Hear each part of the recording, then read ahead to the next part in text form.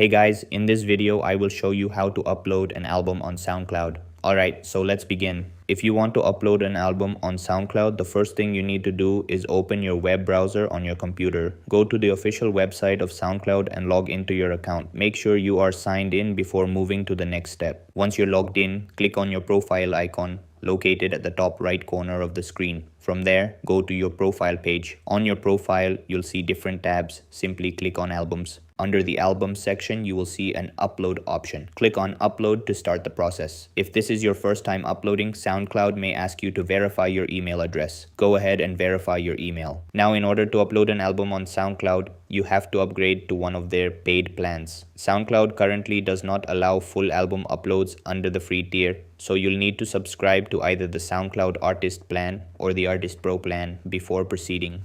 Once you've successfully upgraded your account, you'll unlock the ability to distribute and upload albums without the limitations that come with the free version, and that's it. So that's basically how you can upload an album on SoundCloud. So that's all for this video.